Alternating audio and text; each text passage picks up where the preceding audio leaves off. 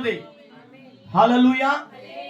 మరి ఈ పునరుద్ధానపు శక్తికి ఎవరు అర్హులు, ఎవరు పొందుకుంటారు? దేవుని యొక్క పునరుద్ధానపు శక్తిని ఎవరు పొందుకుంటారు, ఎవరు అర్హులు? మనం చూద్దాం. ఎవరు అర్హులంటే యోహాను సువార్త 3వ అధ్యాయము 3 నుంచి 5 దాకా మనం చూసినట్లయితే, క్రొత్తగా జన్మించిన వారికి చదవద్దు. క్రొత్తగా జన్మించిన వారికి ఆయన యొక్క పునరుద్ధానపు శక్తి.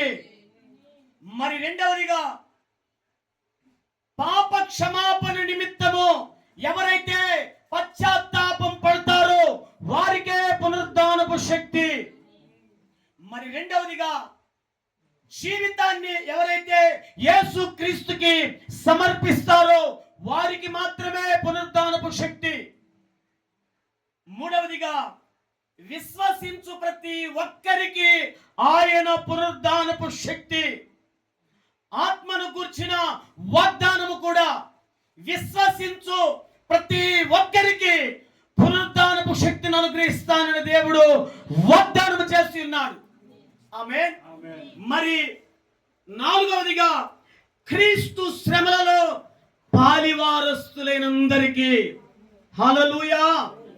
శ్రమలలో నమ్మకముగా ఉన్న వారికి ఆయన పునరుద్ధానపు శక్తి. శ్రమలలో సంతోషించే వారికి ఆయన పునరుద్ధానపు శక్తి.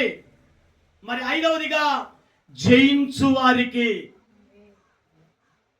ఎవరికంట? జయించు వారికి. ఏమి జయించాలి? నేత్రాశను జయించాలి, శరీరాశను జయించాలి, జీవపు డంబమును జయించాలి. ఎవరైతే ఈ 3 అంశాలను జయిస్తారో వారికే పునరుద్ధానపు శక్తి. చప్పట్లు కొట్టి దేవుని మహిమపరుస్తాం. హల్లెలూయా.